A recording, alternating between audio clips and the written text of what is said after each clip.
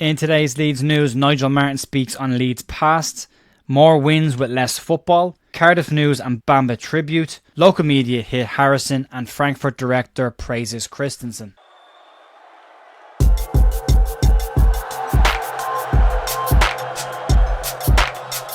Morning folks, Jay here on Thursday morning the 19th of September with your Leeds United news. There's a little bit of stuff floating around, some information from the past around Nigel Martyn, as well as some bits and pieces around some current on-loan players and information leading into the game against Cardiff. Daniel Farke will be doing a press conference at 1:30 today. I'll timestamp this at 11 a.m, so some of the stuff that will probably come up in the press conference might add up to some of the questions that are around the Cardiff game. We'll get to that in a few minutes. We'll start off though. Former Leeds United goalkeeper Nigel Martyn has been speaking about his career at Leeds United, doing the podcast circuit at the moment, but has also talked about his exit from Leeds United, as well as some decisions that were made around Leeds bringing in players during the period just before everything went wrong at the club. Martyn goes into detail about his exit from Leeds United. We'll cover that in a second, but he also talks about the purchase of Robbie Fowler at the time.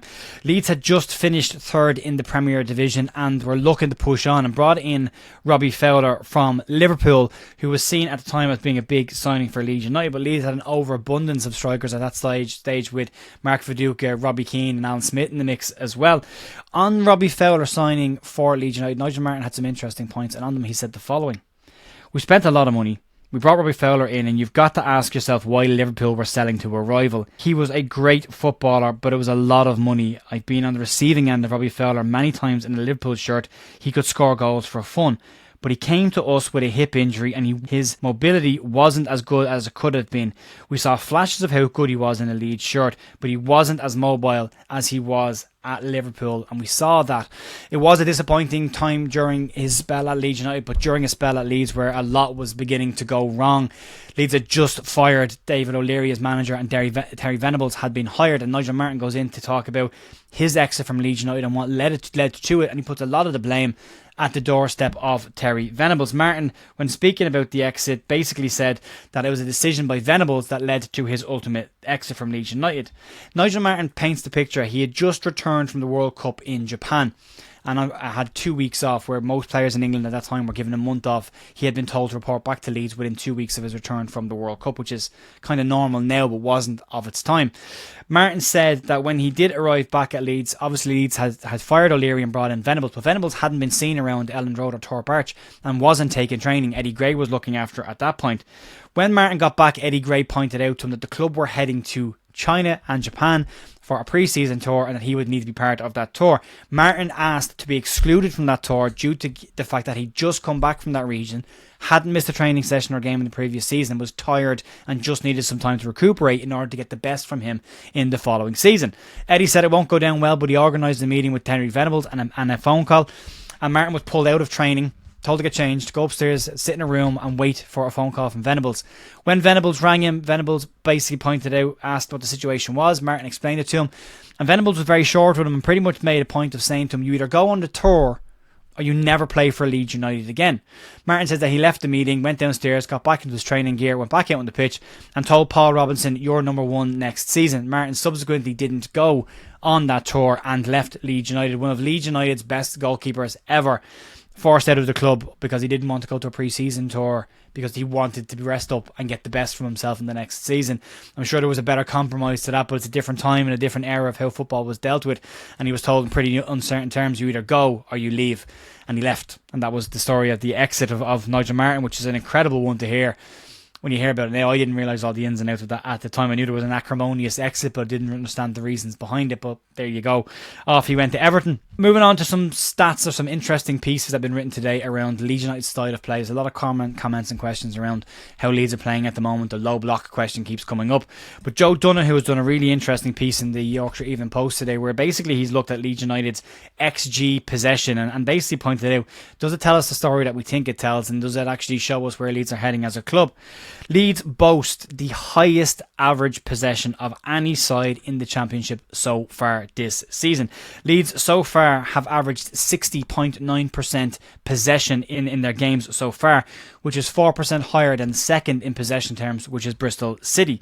Last season, Leeds were at 58.2% possession after a full campaign, which basically pointed that Leeds didn't get promoted and they're are similarities to this season.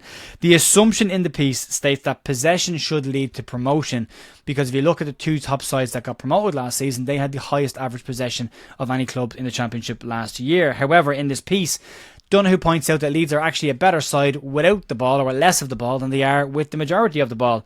Since Farke's appointment, in the games where Leeds achieve a 70% possession or higher, Leeds have actually only managed to win 3 times in that scenario. More recently, if you look at the Burnley game, Burnley had taken less shots, they had recorded lower XG, had fewer corners, and were generally on the back foot but left Ellen Road with all 3 points. Compare that to when Leeds have less than 60% possession in a game, and Leeds appear to be more dangerous in those situations. Leeds have 5 wins from 8 games with a 62% win rate. So Leeds are at their best between 50 and 60% possession, and that pretty much points out what we see on the pitch.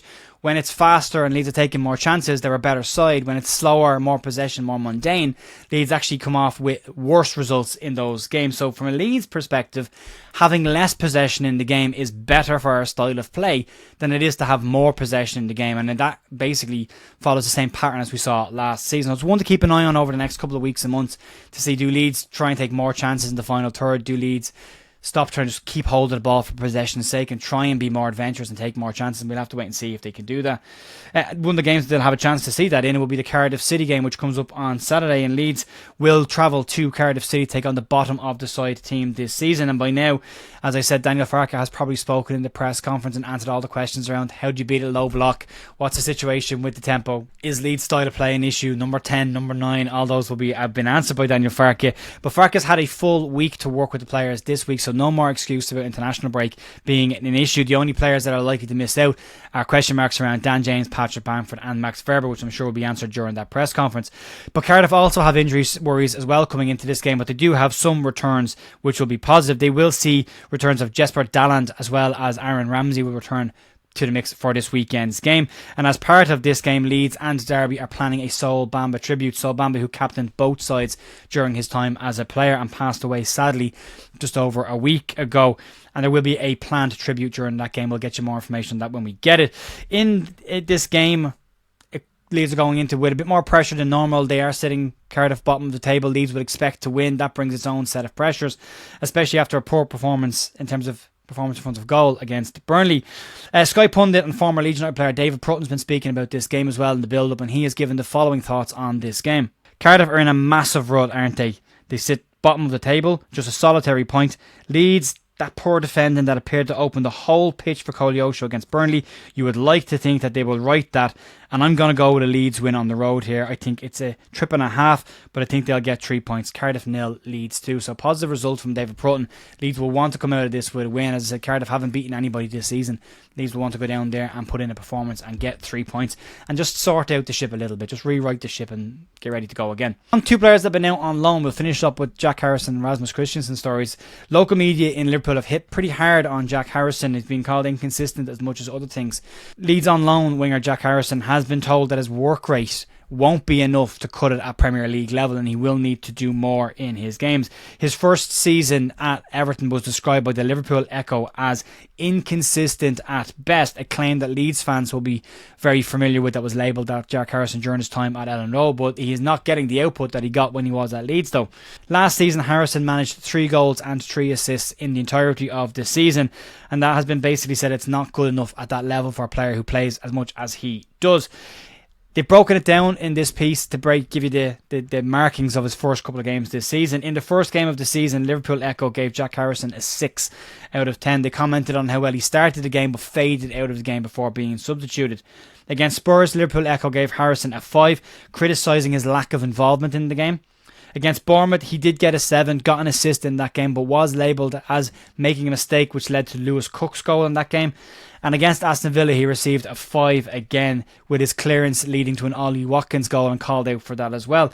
Harrison has 1 assist and no goals so far this season, and any noise around a permanent move for Harrison to Everton seems to have gone a little bit quiet.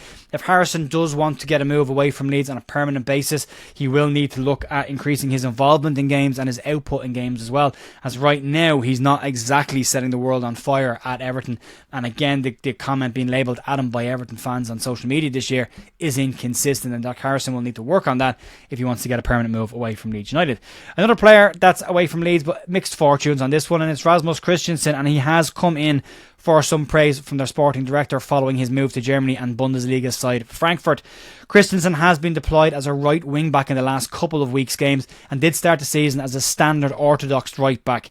That didn't work particularly well, and their first game of the season against Dortmund wasn't great, and Kristensen was criticised for his performance during that game. But Kristensen's best times as a player in the last couple of years have come at right wing back. His best performances at Roma were as a right wing back before then going back to a standard orthodox right back and losing his position in the side. But Kristensen has started and finished 90 minutes in every single one of Frankfurt's games this season so far, and since moving to the right wing-back position has been called out for some significant praise from Frankfurt sporting director Timo Hording, who has basically described Kristensen as a high-quality player with very good versatility. Now, we saw that with Leeds to a degree. His best game in a Leeds shirt was probably centre midfield against Arsenal in the Premier League.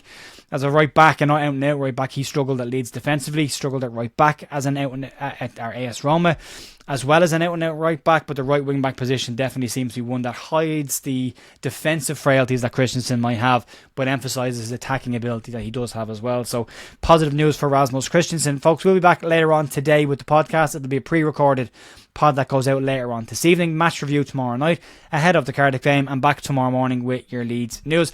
I'll talk to you then. Have a great rest of your day. Speak to you soon.